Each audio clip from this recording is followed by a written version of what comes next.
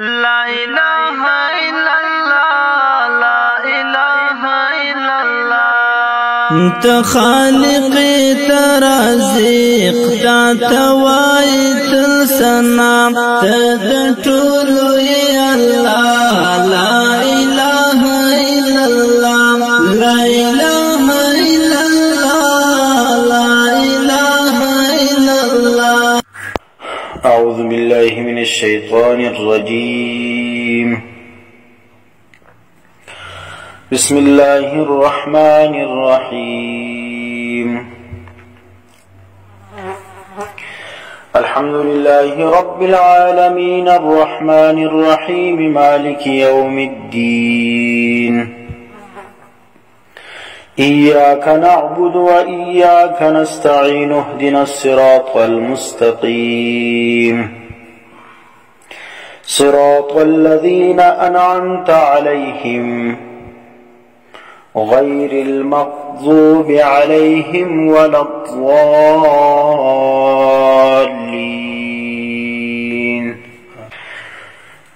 پرون موږ د سورة الفاتحه خلاصه دعوه یو نوم چې کوم دی د سورة الفاتحه د چشت ام القرآن. دا نوم چې کوم دی د سورة الفاتحه دا تر ګردو زیات جامع او مشهور نوم دی. نو سورة الفاتحه ته ام القرآن ولې ویل کیږي؟ د هغه یو وجه دا ده چې معنا د مغز او خلاصه. نو ام القرآن معنا دا سوله چې دا سورة الفاتحه دا د ټول قرآن کریم مغز دی او خلاصه ده. او په دې سورة الفاتحه کې د قرآن کریم ټول مضامین چې کوم دي هغه دا جمع شوي دي. دا ټول قرآن څه دی؟ دا څونه تفصیل دی، څونه آیتونه دي، څونه مسائل دي، څونه احکام دي، دا ټول خلاصه په سورة الفاتحه کې ذکر د اجمالا. او بل دا سورت مبارکه ته ام القرآن ولی ویل کیږي؟ د دوی وجه علما ذکر کوي. یو وجه چې کوم د علامه شبیر احمد عثماني رحمه الله ذکر کړی ده، هغه سورت الفاتحه ته ام القرآن ځکه ویل کیږي چې قرآن کریم کې شپږ مضمونونه ذکر شوي دي. څو مضمونه؟ شپږ مضمونونه ذکر شوي دي.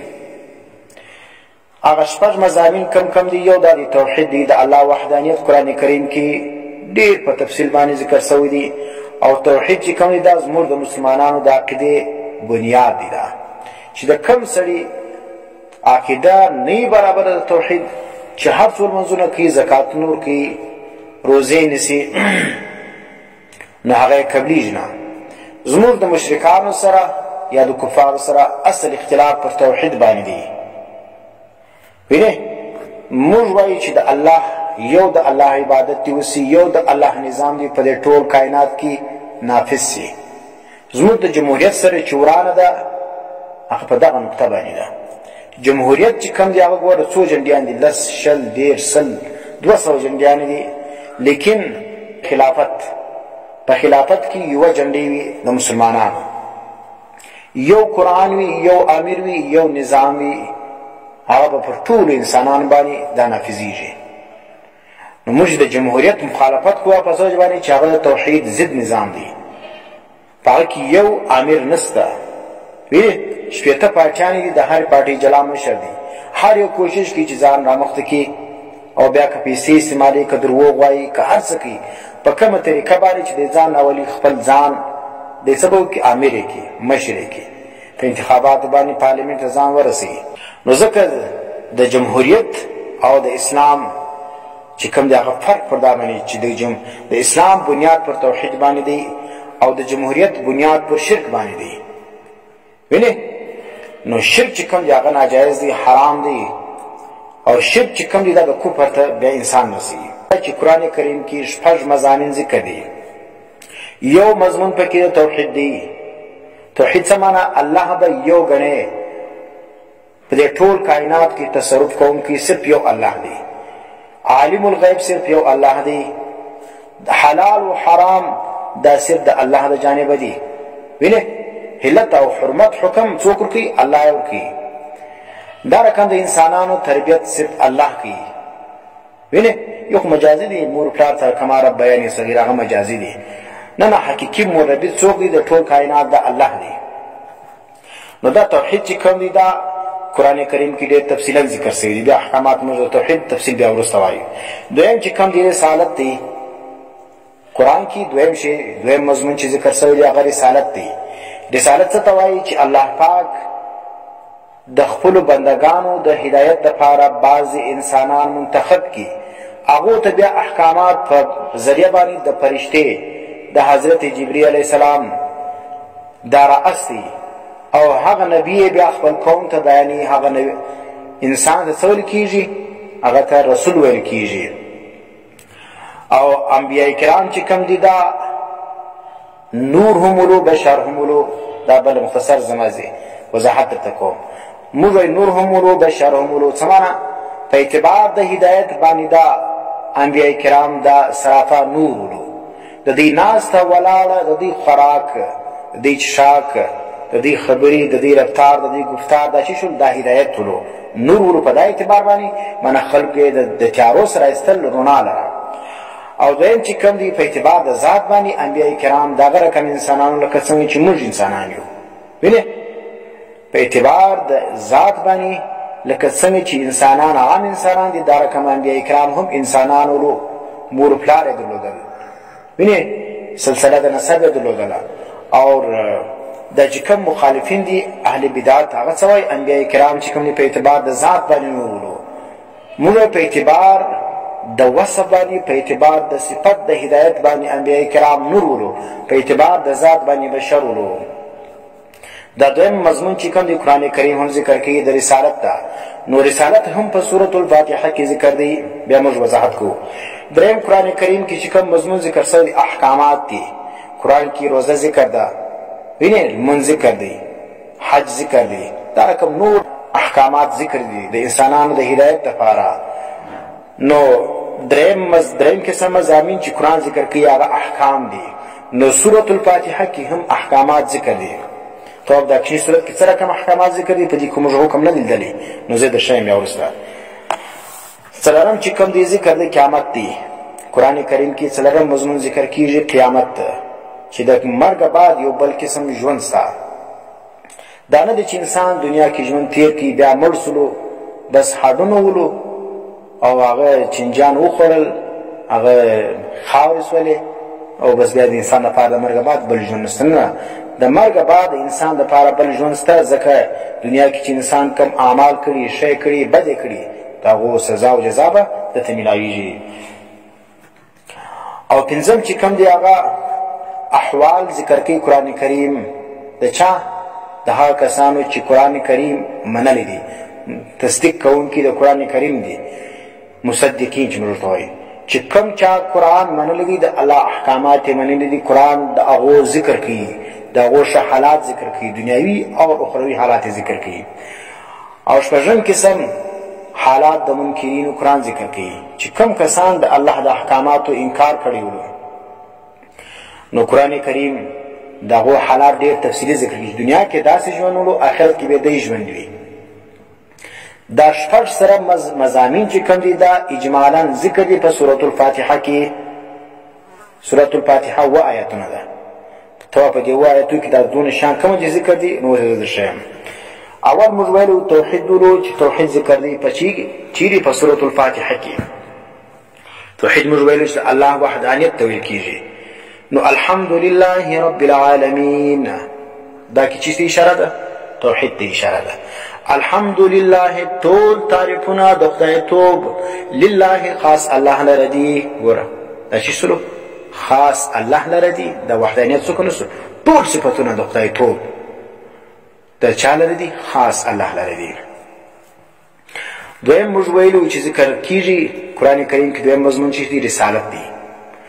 نو رسالت چې کوم دا هم په سورة الفاتحه کې ذکر ده. صراط الذین انعمت علیهم مخکې ذکر کړیو چې اهدنا الصراط المستقیم، یا الله ته موږ ته راوښیه صراط مستقیم. اوس په دې بل دغه کې آیت کې صراط الذین انعمت علیهم لار د هغه کسانو چې تا انعام کړی دی په دوی باندې.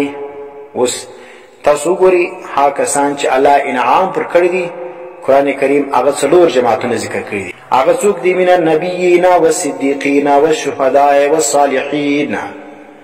نو ګوره د انبیاءو ذکر سورة الفاتحه کې اجمالا موجود، ځکه هغه منعم علیهم دي. انبیاء کرام منعم علیهم کې هغه سرپرست دي. او دریم شی چې کوم دی هغه چې شولو احکامات لو شمول قرآن کې احکام ذکر شوي دي، حکمونه دي، نماز دی، لمونځ دی، روزه ده، زکات دی، حج دی، وینئ دا رقم نور د احکامات ذکر شوي دي. نو هغه چیرې دی سوره فاتحه کې هغه دا دي. آیت نمبر 4 ته وګورئ، ایاک نعبد و ایاک نستعین. ایاک خاص تا، نعبدو یا الله موږ عبادت کوو، خاص تا عبادت کوو. ګوره دلته مفعول مختص شوی دی او فعل چې کوم دی هغه وروسته شوی دی. حالانکه عربي کې قاعده دا ده چې فعل مخکې وي مفعول وروسته راځي، اول فعل وي فاعل بیا مفعول وي. لیکن دلته چې کوم مفعول مختص شوی دی فعل چې کوم دی هغه وروسته شوی دی. قاعده تی ویلې ده چې التقدیم ما حقه التاخير يفيد الحصر والاختصاص. چې دا کوم شي حق وي ورستوالی تا غره مخته کې دا فائدہ کوي د چی شي د اختصاص او د حصر فائدہ کوي. نو دواړه معنی مردا کوم. ایاک خاص تا نعبدو موږ عبادت کوو، خاص تا نه د بل چا د حصر علی، خاص تا نه د بل چا، نعبدو موږ عبادت کوو. ګوره خاص تخصیص هم پکې رالی، حصر هم پکې رالی. د الله ما سوا د بل چا عبادت موږ نه کوو، د انبیاء عبادت نه کوو، د اولیاء عبادت نه کوو، د پیران پیر عبادت نه کوو، د شیخ عبدالقادر جیلانی عبادت نه کوو، د حضرت علی رضی الله تعالی عنہ عبادت نه کوو. موږ به شوي صرف یا الله مدد وایو. مسلمان سړی موحد سړی هغه به شوي صرف بداوي چې یا الله مدد. اور عقیده کې چې نجاست پروت وي هغه په وخت د مشکلات کې سناري وي یا علی مدد، یا پیران پیر مدد، یا شیخ عبدالقادر جیلانی، یا دستگیر، یا رسول الله، یا محمد. دا ناره کې وهلې په وخت مشکلاتو کې په پوزش پاکي د کې نجاست پروت دي. سوره فاتحه وایي لیکن دغه په احکامات باندې خبر نه دی. نو دا څه ته وایي چې ته دا وایي په وخت مشکل کې چې یا رسول الله یا علی مدد، څه د پاره وایي؟ نو که دغه ویل نو بیا خو ته مشکل کې سره ناره وي الله لره، او که دا ویل چې ما تر رسیږي الله دې ته اختیارات ورکړي دي. نو سوره فاتحه بیا څه په سوره فاتحه کې خدا وایي چې خاص تا عبادت کو. دا आवाज کول د الله ما سوا بل چا لره دا عبادت هغه دی. نه دا چې ته لګي چې یا الله مدد د الله عبادت کوي، او یا رسول الله مدد وای، یا علی مدد وای، دا هغه عبادت تاو کوي. نو د الله عبادت چې کوم دا توحید دی، د غیر عبادت کول، غیر تناره وهل د به شرک جوړیږي.